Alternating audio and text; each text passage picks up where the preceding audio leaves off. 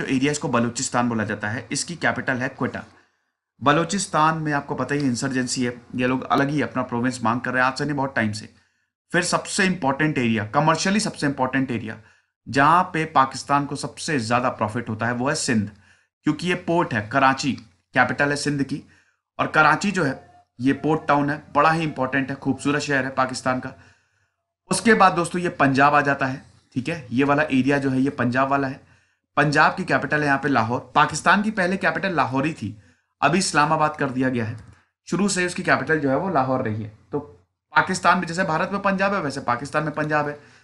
फिर ये वाला नॉर्थ वेस्ट फ्रंटियर, इसको इधर ये गिलगिट बाल्टिस्तान और ये आज़ाद कश्मीर भी है। ये तो खैर हमारे ही था, पाकिस्तान ने ऑक्यूपाई करके रखा हुआ है, पाकिस्तान उसको आज़ाद कश्मीर बोलता है। ओके, और यहाँ की कैपिटल है पेशावर। तो ये सारे एरियाज हैं पाकिस्तान के। अब पाकिस्तान की बात करें तो दोस्तों काफ़ी बड़ा है, इस्लाम ऑफिशियल रिलीजन है। और पाकिस्तान, और क्या बताऊँ आपको, पाकिस्तान में इस्लाम ऑफिशियल, हाँ, सेकेंड लार्जेस्ट मुस्लिम पॉपुलेशन यहाँ पे रहती है। ठीक है, आपको पता है कि इस्लाम जो है अगर फॉलोअर्स की बात करें तो दूसरा सबसे बड़ा रिलीजन है, पहला क्रिश्चियनिटी है। उसके बाद दोस्तों पाकिस्तान ये पूरा का पूरा जो है ये हिमालयन रेंज है, तो यहाँ पे आपको बड़ी खूबसूरत घाटियां मिलेगी। इंडस नदी भी यहीं से ही घुसती है। हिमालयन रिवर सिस्टम के 3 पार्ट हैं, इंडस, गंगा और ब्रह्मपुत्र। गंगा ब्रह्मपुत्र भारत में आती है, इंडस पाकिस्तान में जाती है और यहां पे फिर अरेबियन सी में घुसती है। इंडस नदी से ही पाकिस्तान अपनी आपूर्ति पूरी करता है। इंडस वाटर ट्रीटी है ना 1960 में, बड़ी इंपॉर्टेंट। तो ये पाकिस्तान के बारे में है। चलिए अब हम आगे बढ़ते हैं, अब हम हिस्ट्री को देखते हैं। देखिए हिस्ट्री की शुरुआत, देखिए शुरुआत तो वैसे ये पूरा का पूरा एरिया इतिहास से भारत का है। पाकिस्तान का मॉडर्न इतिहास जो है, मॉडर्न हिस्ट्री है, बहुत ही कोई नई नहीं है, पुरानी है। ये 1947 से अभी तक ये 70 साल का इतिहास है। तो कोई इतना नहीं कि बहुत पुराना। 2000 सालों, क्या 5000 सालों से इधर इंडस वैली सिविलाइजेशन थी, है ना। और सारी तक्षशिला यूनिवर्सिटी पाकिस्तान में थी। तो पाकिस्तान के ये पूरा का पूरा एरिया भारत का ही था। महाजनपद की बात करें तो ये पूरा एरिया जो है महाजनपद में पहले आता था। उसके बाद फिर मौर्यंस ने इसको अपने कब्जे में लिया। अशोक तो पूरा अफगानिस्तान तक चले गए, वो एरिया भी आता था। फिर दोस्तों इतिहास आगे बढ़ता है और ये एरिया जो है ये लगातार इंडियन रूलर्स के पास ही था, है ना, अंटिल एंड अनलेस जब यहाँ पे इस्लामिक इन्वेजन हुआ। जब कैलिफेट्स का उदय हुआ तो कुछ टाइम के लिए ये पेशावर वाला जो एरिया है, एक्चुअली दोस्तों ये ना दरवाजा रहा है। ये वाला जो एरिया आप देख रहे हैं, ठीक है ना, यहां से ही सारे, यहां पे खैबर पास था, यहां से ही सारे इन्वेजन्स होते थे। तो जब इस्लामिक इन्वेजन भारत में हुआ, यहीं से ही आए थे, सब के सब यहीं से आते थे और भारत में घुसते थे। ये एक दरवाजा था, दरवाजे को बंद करना बड़ा जरूरी था। तो हुआ क्या दोस्तों कि जब भारत में मोहम्मद अब गजनी आया, हालांकि मोहम्मद बिन कासिम से इन्वेजन हुए थे लेकिन उसके बाद कंट्रोल कर लिया था। फिर मोहम्मद अब गजनी आया, गजनी ने भारत को इन्वेट किया। लेकिन जब महमूद घोरी आया तब हम देखते हैं कि भारत में रियल इस्लामिक रूल जो है इस एरिया में शुरू हो गया। और फिर स्लेव डायनेस्टी शुरू की। स्लेव डायनेस्टी दोस्तों 1206 से शुरू हुई, कुतुबुद्दीन ऐबक आए। अब 1206 से जब स्लेव डायनेस्टी आई तो जब बलबन आया, बलबन ने 1964 में, 1964 ही था ना, 1964 में, अरे 1964 बोल रहा हूं, आई एम सॉरी, 1264 में, कमाल ही कर रहा हूं मैं। 1264 में जब बलबन ने सत्ता संभाली तो इस एरिया को फोर्टिफाई करना शुरू किया। उसको पता था कि ये पेशावर वाले एरिया से यहीं से ही सब कोई घुसता है, तो सबसे पहले यहां पे फोर्ट बनाओ, यहां पे किलेबंदी करो, ठीक है। और किले का मेन पर्पस यही था ना कि फौज तैनात होती थी, एडमिनिस्ट्रेशन वहां से होता था। तो इस एरिया को थोड़ा सा प्रोटेक्ट किया गया और ये फिर चलता रहा, लेकिन तब भी इन्वेजन होते रहे। तो कहने का मतलब ये है कि ये तो भाई पूरा का पूरा एरिया भारत के ही पास था, ठीक। उसके बाद दोस्तों मॉडर्न हिस्ट्री की बात करें तो फिर जब ब्रिटिशर आए, ब्रिटिश जब भारत में आया 1857 में, जब ब्रिटिशर की अथॉरिटी हो गई तो ये वाला एरिया एक अलग प्रोविंस बन गया, ठीक है, पूरा अलग ही प्रोविंस बन गया। और फिर हम देखते हैं दोस्तों पाकिस्तान की टसल शुरू होती है। पाकिस्तान में लाहौर था, भगत सिंह जो कॉलेज थे वहां पे, भगत सिंह वहां से पढ़े, सुखदेव वहां से, बड़े फ्रीडम फाइटर्स वहां से निकले। पूरा ये एरिया पंजाबी कहलाता था, ठीक है ना। ये पूरा पाकिस्तान और भारत का पंजाब सब एक ही था, है ना। तो पंजाब बहुत बड़ा था, पूरा एरिया पंजाब कहलाता था। अब मोहम्मद अली जिन्ना का उदय एक बहुत ही इंपॉर्टेंट रोल प्ले किया। देखो मोहम्मद अली जिन्ना की अगर बात करें तो ही वॉज टोटली ब्रिटिश, बाहर से पढ़ के आए थे, समझना बहुत ज्यादा मुश्किल था। इनकी बीवी तक कहती थी कि इनको हम आज तक समझ ही नहीं पाए। बहुत कम लोगों को पता है कि जिन्ना बहुत ज्यादा इस्लाम को नहीं मानते थे। यस, दैट इज ट्रू, बाद में मानने लगे थे, लेकिन ऐसा नहीं है। नमाज 5 टाइम नहीं अदा करते थे, मतलब जो होता है ना पाकिस्तान के जो रूल्स है जो कुरान में लिखे हैं, वो इतना ज्यादा जिन्ना जो है वो फॉलो नहीं करते थे, क्योंकि वो बाहर से पढ़ के आए थे। इनफैक्ट उनको लोगों से भी ज्यादा मिलना जुलना नहीं पसंद था, ये इनके किताबों में लिखा है। ठीक है, आप चाहे तो पढ़ लीजिए, बहुत सारे आर्टिकल्स लिखे हैं। वो बिल्कुल, इनफैक्ट वो ज्यादा गरीबों से भी नहीं मिलते थे, क्योंकि भाई हमेशा सूट बूट में रहते थे। मोहम्मद अली जिन्ना पहले थे सेक्युलर, इनकी सेक्युलर इमेज थी। मुस्लिम लीग 1905 में बन गई, क्योंकि भाई भारत में स्वदेशी मूवमेंट शुरू हुआ, तो इधर लगा कि भारत के हिंदुओं को सब मिल रहा है, भैया हमको नहीं मिल रहा है, तो यहां पे मुस्लिम लीग भारत में बना दी। ठीक है, 1905 में। और ब्रिटेन ने पूरा सपोर्ट किया। देखिए, ब्रिटिश ने बड़ा चालाकी से खेला है, और ब्रिटेन ने ही ये सब कुछ खेल किया है। तो अब हम देख रहे हैं कि मुस्लिम लीग आई, लेकिन जिन्ना बैरिस्टर बन के लौटे, यहां पे आए, बहुत ही प्रॉमिसिंग करियर था। और यहां तक वो बोलते थे कि मेरा जन्म, बॉम्बे से आते थे जिन्ना, मेरा जन्म यही हुआ है, यहीं मैं मर जाऊंगा।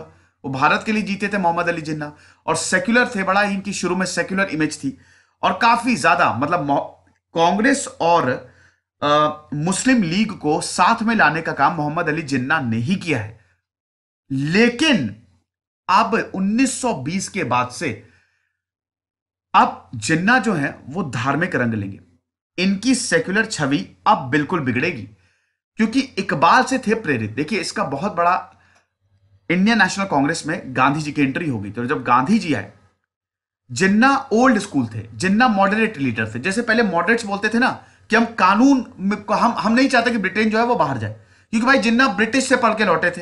तो जो ब्रिटेन से आया था, इनफैक्ट कांग्रेस के बहुत सारे लीडर्स ये नहीं बोलते थे कि ब्रिटेन बाहर जाए, वो बोलते थे कि हमको ज्यादा रिप्रेजेंटेशन चाहिए, ब्रिटेन भारत में ही रहे और साथ में मिलकर हम भारत को अच्छा बनाएंगे। जिन्ना भी उसी कैटेगरी में आते थे। गांधी जी के किसी भी मूवमेंट को जिन्ना ने सपोर्ट किया ही नहीं।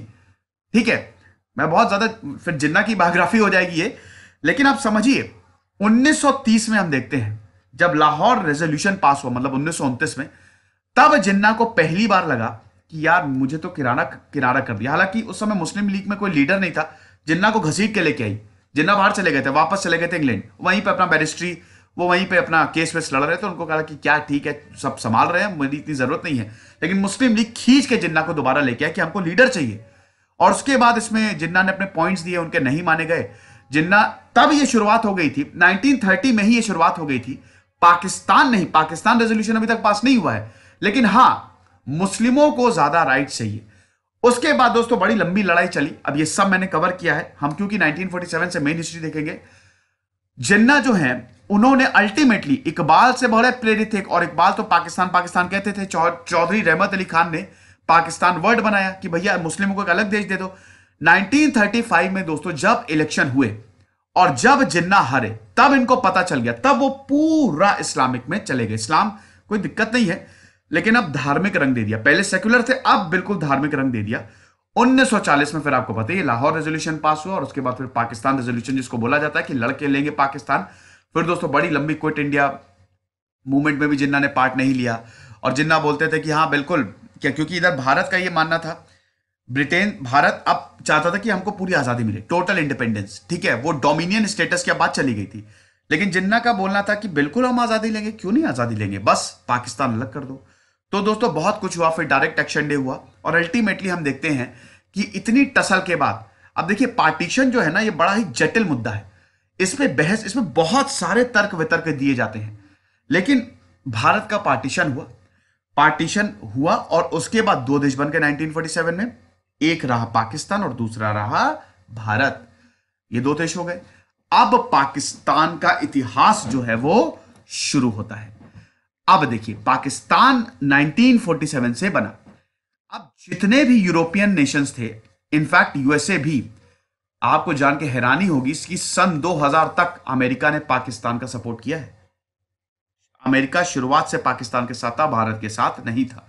यूरोप भी पाकिस्तान को ज्यादा फेवर करता था, क्योंकि उनको सबको लगता था कि पाकिस्तान जो है वो एक ज्यादा स्टेबल कंट्री है, क्योंकि पाकिस्तान में धर्म एक है, सब कुछ एक है, पाकिस्तान ज्यादा स्टेबल है। भारत हो सकता है बहुत ज्यादा चले ना, विंस्टन चर्चिल तो बिल्कुल बोलते थे कि भारत चलेगा नहीं। लेकिन दोस्तों शायद लोग समझ ही नहीं पाते कि हम डेमोक्रेसी आज से नहीं है, हम बहुत सालों से डेमोक्रेसी, हम इंडस वैली सिविलाइजेशन से हमारी डेमोक्रेसी चलती आ रही है। तो तब से भारत पूरा स्टेबल है, और धीमे धीमे पूरी दुनिया ने ये माना। और फिर हम लीडरशिप की तरफ भी गए। तो पाकिस्तान का 1947 में जिन्ना का ये जो सपना था ये पूरा हो गया। अब देखिए, दो पाकिस्तान बनाए गए। आज का जो बांग्लादेश है जिसको बोला गया ईस्ट पाकिस्तान, और वहां का वेस्ट पाकिस्तान। पाकिस्तान में भी बहुत सारे लोग थे जो इस पार्टीशन का विरोध कर रहे थे। दोस्तों, पार्टीशन ऑफ इंडिया ये काला अध्याय है। अगर आप इतिहास की बात करें, लाखों लाखों लोगों की जाने गई, मुस्लिम्स मारे गए, हिंदू मारे गए, सरदार सिख मारे गए, बड़ी दिक्कत थी दोस्तों। इधर से लोग आ रहे हैं, इधर से जा रहे हैं, ठीक है। लेकिन ये सारा प्रोसेस पूरा हुआ। फिर आपको पता है कि 1947 में भारत के जो मतलब इधर भारत को यूनाइट करना भी तो बहुत बड़ा चैलेंज था ना, कि भारत में भैया 565 रियासतें, जिसमें से 4 ने तो बोल ही दिया था कि हम या तो अलग रहेंगे या पाकिस्तान के साथ जाएंगे। बट सरदार वल्लभ भाई पटेल की गजब की लीडरशिप ने भारत को इंटीग्रेट किया, और फिर पाकिस्तान जो है वो अलग हो गया और भारत जो है अलग हो गया। अब दोस्तों शुरू होता है पाकिस्तान में पॉलिटिक्स, पॉलिटिकल ड्रामा। देखिए, पॉलिटिकल ड्रामा की बात करें दोस्तों, तो पाकिस्तान एक डेमोक्रेसी की तरह आया था, ठीक है। इधर ईस्ट पाकिस्तान की बात करें तो ईस्ट पाकिस्तान जो है वहां पे दिक्कतें शुरू हो गई थी, क्योंकि जिन्ना ने बोला था कि हम तो उर्दू लगाएंगे। अब ईस्ट पाकिस्तान जो आज का बांग्लादेश है, वहां पे बंगाली मुस्लिम रहते हैं। इधर शेख मुजीबुर रहमान का भी ईस्ट पाकिस्तान में, ध्यान दीजिएगा, जब भी मैं ईस्ट पाकिस्तान बोलूं आप बांग्लादेश समझेंगे, क्योंकि आज का बांग्लादेश उस समय का ईस्ट पाकिस्तान था। तो देखिए, वो बंगाली है, बंगाली मुसलमान है, बंगाली बोली जाती है। भाषा को बहुत ही सोच समझ के इंपोज करना है। उर्दू लगा दी कि हर कोई उर्दू बोलेगा, बस शेख मुजीबुर रहमान की आवामी लीग खड़ी हो गई, ईस्ट पाकिस्तान में पॉलिटिकल पार्टी बनी, और अब शेख मुजीबुर रहमान लगातार 1971 तक मूवमेंट चलाएंगे, क्योंकि ईस्ट पाकिस्तान को सेकेंड क्लास सिटीजंस समझा जाता था। भर भर के यहां पे रिसोर्सेज आते थे और बदले में इनको कुछ भी नहीं दिया जाता था। तो ईस्ट पाकिस्तान का मूड खराब होगा, और 21 साल बाद 1950 से बोल रहा हूं, यह आजादी ले लेगा भारत की मदद से। भारत अगर नहीं होता तो यहां पे आजादी नहीं मिलती, ईस्ट पाकिस्तान जो आज का बांग्लादेश है। तो अब दोस्तों मोहम्मद अली जिन्ना बने। मोहम्मद अली जिन्ना का देहांत हो गया बहुत ही जल्द, ठीक है, 1948 में ही। फिर हम ये देखते हैं प्रधानमंत्रियों की शुरुआत होती है। लियाकत अली खान है। 1947 में इन्होंने पहले प्रधानमंत्री थे पाकिस्तान के, और 1951 में इनको असैसिनेट कर दिया। You will be surprised to know, 5 साल का कार्यकाल आज तक पाकिस्तान में कोई पूरा कर ही नहीं पाया है। कोई भी प्रधानमंत्री, पाकिस्तान में जो भी लीडर आता है, या तो उसको मार दिया जाता है, या तो उसकी बड़ी विवादास्पद तरीके से मौत हो जाती है, या फिर वो देश निकाला कर दिया जाता है, या फिर उसको जेल में डाल दिया जाता है। पाकिस्तान में कुर्सी लेना भी बड़ा सिरदर्दी है, ठीक है। अब पता नहीं इमरान खान है उनका क्या हो, बट आप समझिए कि लियाकत अली जो है वो आए सबसे पहले 1947 में, ये प्रधानमंत्री बने। अब 1958 तक तो हम देखते हैं कि पाकिस्तान में सब कुछ ठीक रहा। 1947 से 58 तक ठीक इन द सेंस की डेमोक्रेसी, पाकिस्तान एक डेमोक्रेटिक नेशन था, ठीक है। डेमोक्रेसी जो है वो पाकिस्तान में रही, अभी भी डेमोक्रेटिक नेशन है। लेकिन 1958 में हो गया तख्ता पलट। 1947 से लेकर 58 तक मैं आपको थोड़ा सा बताता हूं। यहां पे सबसे पहले लियाकत अली खान आए, फिर ख्वाजा नाजिमुद्दीन आए, फिर मोहम्मद अली बोगरा आए। अब दोस्तों 1955 से लेकर 58 तक जवाहरलाल नेहरू ने एक वक्तव्य दिया था कि इतनी जल्दी तो मैं धोती नहीं बदलता जितनी जल्दी पाकिस्तान में प्रधानमंत्री बदल जाते हैं। एक प्रेसिडेंट आए थे यहां पे, सिकंदर मिर्जा करके।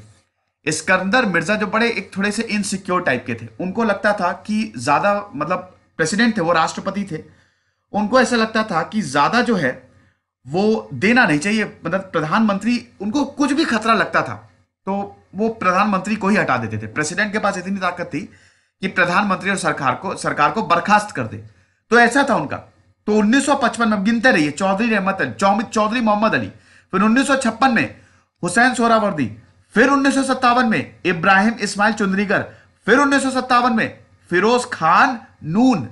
5 प्रधानमंत्री आए और गए।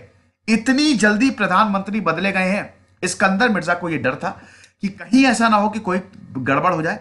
अब इस्कंदर मिर्जा के साथ एक इंसान थे जिनका नाम था अयूब खान। ये मिलिट्री लीडर बने, जनरल बने, मिलिट्री जनरल थे, और ये मिलिट्री को संभालते थे। अभी तक पाकिस्तान को लगा कि सब कुछ बढ़िया हो रहा है, कोई भी प्रॉब्लम नहीं है। इस्कंदर मिर्जा के पास पूरी ताकत थी।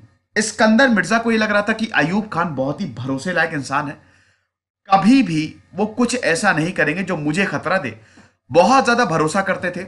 लेकिन जब 1956 में और ये पूरा जो प्रकरण है वो शुरू हुआ, ये तो साफ पता चल गया कि पाकिस्तान में बहुत कुछ गड़बड़ अब होने वाली है। क्योंकि दोस्तों यहां पे अयूब खान और इस्कंदर मिर्जा की ज्यादा बनती नहीं थी, बाद में नहीं बनती थी। अयूब खान को लग गया होगा कि मेरे पास बहुत अच्छा मौका है। इस्कंदर मिर्जा ने 1958 में मिलिट्री रूल लगा दिया। अक्टूबर 1958 में ये जो छोटा सा डेमोक्रेसी थी पाकिस्तान में, 11 साल का डेमोक्रेटिक टेन्योर था, खत्म हो गया वो। और अक्टूबर 1958 में पाकिस्तान में मिलिट्री रूल चालू हो गया। समझ गए? पाकिस्तान में जनरल अयूब खान आ गए। इनको पूरा जो लॉ एडमिनिस्ट्रेटर है, मतलब जो मार्शल एक तरीके से जो एडमिनिस्ट्रेटर है, वो इस्कंदर मिर्जा ने इनको अपॉइंट किया। जनरल अयूब खान ने बोला आपका वक्त आ गया, आप निकल लो। इस्कंदर मिर्जा ने बड़ा भरोसा किया था अयूब खान को, और अयूब खान को ही भगा दिया, क्वेटा गए और फिर वहां से बाहर ही चले गए, मतलब पाकिस्तान छोड़ के भगा दिया ताकि अयूब खान को कोई खतरा ना रहे। अब दोस्तों 1958 से लेकर 1965 तक पाकिस्तान में जबरदस्त डेवलपमेंट हुई है। बहुत लोगों को ये पता नहीं है। मेरे ख्याल में ये 7 साल शायद आज तक के पाकिस्तान के सबसे बेहतरीन साल रहे हैं, क्योंकि पाकिस्तान में जनरल अयूब खान ने बहुत सारे रिफॉर्म चलाए, अनएम्प्लॉयमेंट घटाया। पाकिस्तान यहीं से अब्दुल सलाम जो कि एक न्यूक्लियर साइंटिस्ट थे वो आए, पाकिस्तान को एक न्यूक्लियर पावर, पाकिस्तान में न्यूक्लियर प्रोग्राम शुरू हो गए। पाकिस्तान में जो जीडीपी है वो बढ़ने लगी। पाकिस्तान में बहुत कुछ ऐसा हुआ जो कि उनके लिए बहुत अच्छा रहा। तो ये प्रोग्रेसिव ईयर थे। इकोनॉमी खोली, इंडस्ट्रियलाइजेशन, लैंड रिफॉर्म्स लेके आए, लिबरल रिफॉर्म लेके आए। ठीक है, अयूब खान का आना पाकिस्तान के लिए बहुत बढ़िया हुआ, लेकिन ये याद रखिएगा एक ही देखिए, जब अयूब खान आए थे आप ऐसे नहीं आ सकते। पब्लिक जिस दिन पब्लिक दोस्तों मूड खराब होता है ना, उस दिन पब्लिक आपको खड़ा के फेंक देगी। तो ये अयूब खान को पता था। उन्होंने 1960 में एक रेफरेंडम करवाया और पब्लिक ने अयूब खान को फिर चुना। ठीक है, अब दोस्तों 1964 तक सब कुछ बढ़िया रहा। फिर दोस्तों आपको पता ही है कि 1965 में इंडिया पाकिस्तान वॉर हो गया और उसमें भारत ने पाकिस्तान को धूल चटा दी। अब जब जनरल अयूब खान वापस आए हार का सामना करके, यहां तक तो पाकिस्तान ने जबरदस्त डेवलपमेंट किया। ध्यान दीजिएगा, ये पहला जो है, अगर हम बात करते हैं 1958, ये पहला मिलिट्री रूल था जो अयूब खान ने किया। 1958 से 71 तक रहा। तो अब हम ये देखते हैं कि जब जनरल अयूब खान, शुरुआत में तो बहुत ही बढ़िया रहा, ठीक है, लेकिन उसके बाद हम देखते हैं जब सेकेंड टेन्योर था अयूब खान का 1965 के बाद से, क्योंकि अब पॉलिटिकल पार्टी, एक्टिविस्ट सब के सब एक साथ आ गए और पाकिस्तान में विद्रोह होने लगा। पाकिस्तान में यह बोला जाने लगा कि भैया आपने बहुत रूल कर लिया, अब दूसरों को मौका दो, इलेक्शन करवाओ, क्योंकि जनरल अयूब खान इलेक्शन नहीं करवा रहे थे। और अल्टीमेटली अयूब खान को भी यह लगा कि शायद इलेक्शन कराना पड़ेगा, क्योंकि अयूब खान बाद में प्रेसिडेंट हो गए। 1962 से 69 तक पाकिस्तान प्रेसिडेंशियल रिपब्लिक रहा और 1969 में हम देखते हैं कि अयूब खान ने इस्तीफा दिया और अयूब खान ने फिर इलेक्शन करवाए। इलेक्शन क्या मतलब, इस्तीफा दिया और फिर याया खान है, वही याया खान जो 1971 में लीडर थे। बांग्लादेश लिबरेशन वॉर हुआ। अब दोस्तों 1971 में हम देखते हैं कि बांग्लादेश कट के अलग हो गया। भारत ने मदद की। मैंने अभी आपको बताया कि क्या हो रहा था। अगर हम बात करते हैं कि बांग्लादेश की सेकेंड क्लास सिटीजन को समझा जा रहा था। यहां पे 1970 में इलेक्शन हुए, 1970 में इलेक्शन होंगे ना, 1970 में इलेक्शन हुए। पाकिस्तान की आवामी लीग जिसके शेख मुजीबुर रहमान अध्यक्ष थे वो जीत गए, ईस्ट पाकिस्तान में भी जीते, और पाकिस्तान की जो नेशनल असेंबली है वहां पे भी चुन के आ गए। ठीक है, पाकिस्तान में भी बाई कैमरल है ना, पाकिस्तान की असेंबली को मजलिस ए शोरा बोला जाता है, जो इनकी पार्लियामेंट है, बाई कैमरल है। ऊपर वाला हाउस है वो है सेनेट, नीचे वाला है नेशनल असेंबली। तो पाकिस्तान, और 1973 में भी कानून भी चेंज होगा, तो पाकिस्तान में नेशनल असेंबली में भी चुन के आई। यानी कि विदाउट आवामी लीग आप सरकार ही नहीं बना सकते। अब जिस एरिया को वो सेकेंड क्लास सिटीजन मानते थे वो पॉलिटिकल पार्टी चुन के आ गई। क्या कर सकते हैं? मूड खराब हुआ यहां पे। एक साइड से लोगों को मारना, महिलाओं का रेप करना, और पूरा ही जेनोसाइड शुरू होता है। ये फरवरी से शुरू हो गया। तो 1971 फरवरी से शुरू हो गया, जनवरी से शुरू हो गया। ऑपरेशन सर्च लाइट और बहुत सारे ऑपरेशन चलाए गए। टिक्का खान को बुलाया गया, तो टिक्का खान ने तो इंसानों के टिक्के बनाने शुरू कर दिए। जनरल टिक्का खान आए और बहुत दोस्तों बड़ी दिक्कत हुई। ठीक है, तो भर भर के वहां से भारत में आने लगे लोग। डर लगने लगा कि यार अब क्या करें, बड़ी प्रॉब्लम हो जाएगी। तो भारत से यार रेफ्यूजीज क्राइसिस हो गई भारत में। तो दिसंबर 1971 में भारत ने फिर बांग्लादेश की मदद की, और उसके बाद 3 दिसंबर को भारत और पाकिस्तान, बांग्लादेश के लिए भारत और पाकिस्तान का युद्ध शुरू हुआ। 16 दिसंबर को बधाई हो बांग्लादेश हुआ, बांग्लादेश अलग हो गया। तो 1971 आते आते यानी कि दोहरी मार पड़ी यहां पे। जब 1971 आया, मार्शल लॉ खत्म हुआ, और हम ये देखते हैं कि पाकिस्तान में एक नया सवेरा आता है। भले ही पाकिस्तान को हार का सामना करना पड़ा, लेकिन पाकिस्तान में दोबारा डेमोक्रेसी लौट आई। तो ये फर्स्ट जो मिलिट्री एरा है वो खत्म हुआ, और फिर हम देखते हैं पाकिस्तान में चुन के आया जुल्फिकार अली भुट्टो। मैं थोड़ा सा आपको पाकिस्तान की पॉलिटिकल पार्टी बता देता हूं कि कौन कौन सी इंपॉर्टेंट पॉलिटिकल पार्टी है। देखिए, पाकिस्तान में जो पॉलिटिकल पार्टी है, सबसे पुरानी पार्टी है आपकी पाकिस्तान मुस्लिम लीग, ठीक है, पीएमएल जिसको बोला जाता है। और दूसरी है आपकी पाकिस्तान पीपल्स पार्टी, जो कि जुल्फिकार अली भुट्टो की ही पार्टी है, और ये 1960 में ही बनाई गई थी। और अभी जो इमरान खान की पार्टी है, यही दो पार्टी मेन है। जैसे आप समझ सकते हैं कि अगर पाकिस्तान की कांग्रेस को देखा जाए, भारत में कांग्रेस है, उसी तरह पाकिस्तान की मुस्लिम लीग है, ये सबसे पुरानी पार्टी है। और अगर जैसे बीजेपी है यहां पे, वहां पे पाकिस्तान पीपल्स पार्टी है। ओके, तो ये थोड़ा सा आप ध्यान रखिएगा। और अभी इमरान खान की पार्टी तहरीके इंसाफ है, वो अलग है। तो अब हम देखते हैं कि पाकिस्तान में इलेक्शन हुए। अब जब पाकिस्तान में इलेक्शन हुए तो भैया 1973 में आए जुल्फिकार अली भुट्टो चुन के। यस, जुल्फिकार अली भुट्टो, जो कि अपनी पाकिस्तान पीपल्स पार्टी में बड़ा जोर शोर से ढोल नगाड़े बजा के आ रहे थे, वो पाकिस्तान में आ गए। एक और चीज हुई थी दोस्तों इसी दौरान, 1972 में शिमला एग्रीमेंट हुआ था। जब हमने पाकिस्तान को हराया था 1971 में, तो पाकिस्तान के 90,000 सैनिकों का सरेंडर था। इतिहास का सबसे बड़ा सरेंडर है ये। तो हमारे इतने सैनिक, पाकिस्तान के हमारे पास इतने सैनिक थे, हम चाहते तो उनको नहीं छोड़ते, आज भी उनको बंद रखते। लेकिन इधर जुल्फिकार अली भुट्टो भर दे झोली मेरी या मोहम्मद, ठीक है, इस तरीके से आए और झोली फैला के आए। और उन्होंने बोला कि इंदिरा गांधी उस समय प्राइम मिनिस्टर थी, उन्होंने बोला कि प्लीज मैडम, आप बड़ी बेइज्जती हो जाएगी, शिमला एग्रीमेंट कर लेते हैं, हम सब कुछ अपने हिसाब से सुलझाएंगे और कोई दिक्कत नहीं है। कश्मीर के मुद्दा, उस समय कश्मीर का मुद्दा भी तूल पकड़ रहा था, कश्मीर के मुद्दे को भी कोई प्रॉब्लम नहीं होगी, बस आप ये सारे जो एरिया है और जो आपके पास हमारे सैनिक है उसको वापस कर दीजिए। अब भाई भारत ने ये कर दिया। अब यहाँ पे अयूब खान कह रहा हूँ, जुल्फिकार अली भुट्टो, देखिए जुल्फिकार अली भुट्टो का भी इतिहास कमाल का रहा है। कमाल की बात करें तो उनके जो पिताजी थे शाहनवाज भुट्टो, वो तो जूनागढ़ के प्रधानमंत्री थे, जो जूनागढ़ के नवाब के मेन काउंसलर थे, ठीक है। फिर जुल्फिकार अली भुट्टो यहां पे तो हाथ फैला के आए, जब पाकिस्तान वापस गए तो उन्होंने बोला देखो भारत ने हमको हराया और उसके बावजूद मैं अपना सब कुछ वापस ले आया। लेकिन दोस्तों ये खाली खुशी क्षण भर की थी, क्योंकि 1973 में जुल्फिकार अली भुट्टो आ गए। अब बेटा जब जुल्फिकार अली भुट्टो आए हैं, ये देख सकते हैं आप, ये है जनरल अयूब खान, ये है हमारे लाल बहादुर शास्त्री। जनरल अयूब खान बहुत ही लंबे चौड़े थे, लाल बहादुर शास्त्री छोटे थे। तो लाल बहादुर शास्त्री हमेशा सर उठा के बात करते थे और अयूब खान सर झुका के बात करते थे। और ये ताशकंद एग्रीमेंट था 1965 ने भारत में बहुत बड़ा एरिया ले लिया था। लेकिन हमारी एक दिक्कत रही है कि जब भी हम टेबल पे आते हैं हम उस एरिया को गवा देते हैं। तो अब हम ये देखते हैं कि सेकंड डेमोक्रेटिक एरा 1971 से 77, अब फिर इलेक्शन होंगे। तो जुल्फिकार अली भुट्टो चुन के आए। जुल्फिकार अली भुट्टो 1973 में चुन के आए, लेकिन इन्होंने बहुत बड़ी गलती कर दी, जिया उल हक को उनके ऊपर हद से ज्यादा भरोसा कर लिया। देखिए अभी तक एक बार ये मिलिट्री एरा रहा था, तो ये तो वहां के लीडर्स को समझ में आ गया था कि हम कोई भी स्ट्रांग मिलिट्री लीडरशिप नहीं चाहेंगे, वरना प्रॉब्लम हो जाएगी, ठीक है। देखिए अगर मिलिट्री ताकतवर हुई और अगर मीडिया स्वतंत्र हुआ, तो ये बहुत बड़ा खतरा होता है। जो डिक्टेटर्स होते हैं उनको ये नहीं चाहिए। मिलिट्री स्वतंत्र हुई, मतलब मिलिट्री ज्यादा ताकतवर हुई तो तख्ता पलट हो जाएगा। मीडिया स्वतंत्र हुआ तो पब्लिक विद्रोह कर देगी। कहीं पे भी आप देखेंगे ये दो पैटर्न आपको समझ में आएंगे। मिलिट्री को ये ज्यादा ताकत देते ही नहीं है। तो इतना तो समझ में आ गया था।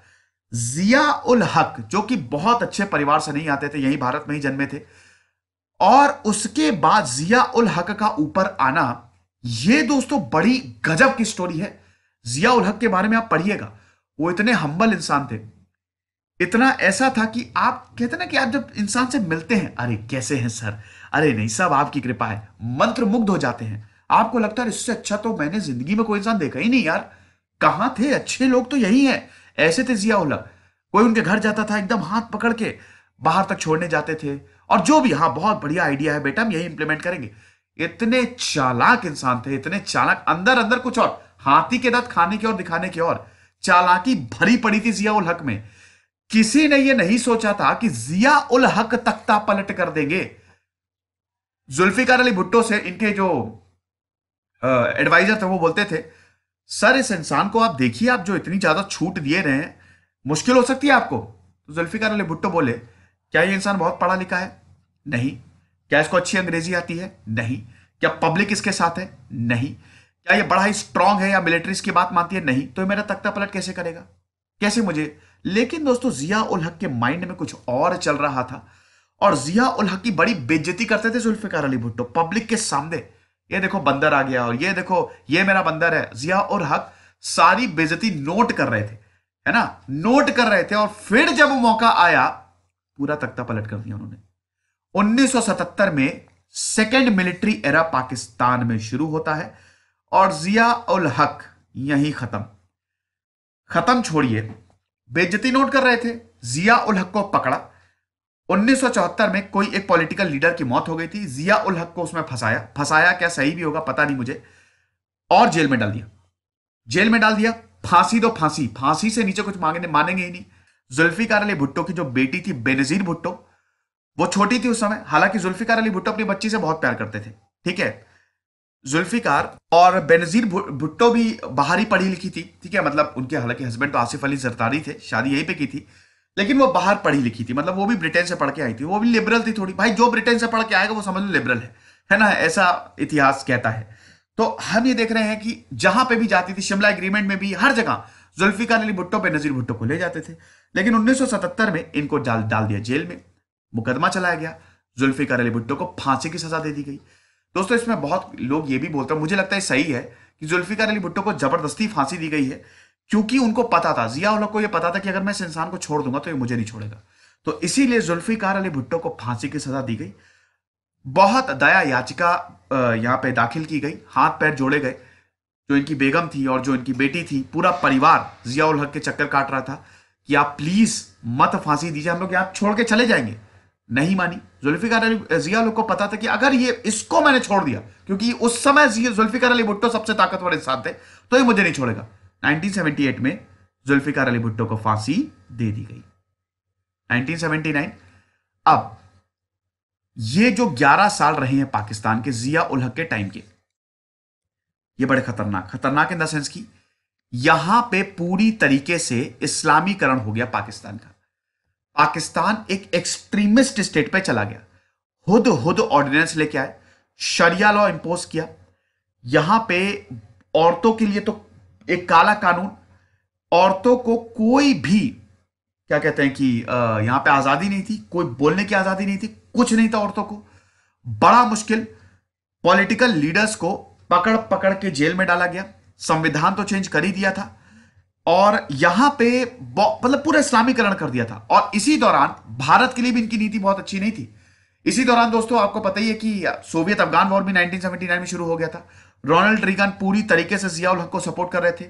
भारत के लिए bleed India, operation bleed with 1000 cuts, operation Tupac, ये सब लॉन्च कर दिया कि कहीं पे भी इंसर्जेंसी होगी भारत में। कश्मीर में उस समय इंसर्जेंसी थी कश्मीर का, तो उसमें जिया उल हक ने फुल ऑन बोला कि जहां पे भी भारत में दिक्कत है वहां पे हम अपने लड़ाके भेजेंगे। हालांकि ऑफिशियल नहीं है कहीं, लेकिन पूरा पाकिस्तान का सपोर्ट था। इधर ट्रेनिंग कैंप्स बनाए गए, यही पीओके में, मुजफ्फराबाद में, वहां से भर भर के ट्रेनिंग कैंप्स में। आपको पता ही है कि जो आतंकी तैयार होते थे, कश्मीर में इंसर्जेंसी करते थे, बड़ी दिक्कत थी दोस्तों। ये कैसा एरा था, मतलब भारत के लिए, और पाकिस्तान एकदम एक्सट्रीम में चला गया। अब पाकिस्तान में जितने भी लोग थे जो चाह रहे थे भैया ऐसा ना हो, जितने भी पॉलिटिकल ऑपोजिशन था, उनको चुपचाप करवा दिया गया। चू तक नहीं निकालोगे वरना बैंड बजा देंगे तुम्हारी। ऐसा था जिया उल हक का, ठीक है। फिर दोस्तों 1977 में फिर यह भी हुआ कि कब तक रहोगे, इलेक्शन करवाओ। तो यहां पे रेफरेंडम करवाया, यहां पे 1983 की 82 में करवाया था, मुझे ध्यान नहीं है। तो रेफरेंडम करवाया यहां पे, तो उसमें भी जिया उल हक जीत गया। और जिया उल हक ने साफ बोल दिया कि अगर आप मेरे खिलाफ वोट कर रहे हैं तो आप इस्लाम के खिलाफ वोट कर रहे हैं। अब भैया पाकिस्तान में तो ब्लास्फेमी लॉ को पता ही है, वहां पे तो ब्लास्फेमी लॉ तो ऐसे कि मौत की सजा हो जाए। अब हालत खराब हो गई यहाँ पे लोगों की, सबने जिया उल हक को वोट किया। 1988 में जिया उल हक का प्लेन क्रैश हो गया। यह भी बड़ा विवादास्पद है, इस पर भी कंट्रोवर्सी है कि असली में क्रैश हुआ कि नहीं हुआ। अब बेनजीर भुट्टो आती है। बेनजीर भुट्टो समय प्रेग्नेंट थी, किसी को नहीं लग रहा था कि बेनजीर भुट्टो जीतेंगी, लेकिन बेनजीर भुट्टो 1988 में जीत गई। जुल्फिकार अली भुट्टो की बेटी, एक सिंपैथी भी थी, लोग इनसे सिंपैथेसाइज भी कर रहे थे। लोगों का थोड़ा सा ये भी था कि यार जुल्फिकार अली भुट्टो की बेटी है और ऐसा सलूक हुआ। और बेनजीर भुट्टो का थोड़ा सा लिबरल माइंडसेट भी था कि हम आएंगे तो भारत के साथ अच्छे संबंध स्थापित करेंगे, पाकिस्तान को एक डेवलपमेंट की राह पे ले जाएंगे। और इसी तरीके का इनका टेन्योर भी रहा। जब ये आई तो बड़े लिबरल रिफॉर्म्स, जो हुदहुद ऑर्डिनेंस थे, बहुत सारे ऑर्डिनेंस को उन्होंने पलटा, बहुत सारे ऑर्डिनेंस को उन्होंने बदला।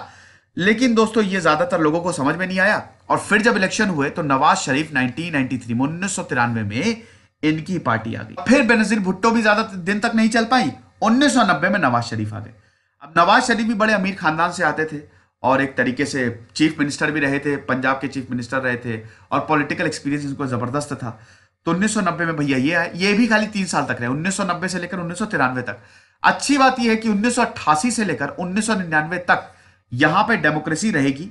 फिर बेनजीर भुट्टो आई, दोबारा चुन के बेनजीर भुट्टो आई 1993 से लेकर 1996 तक।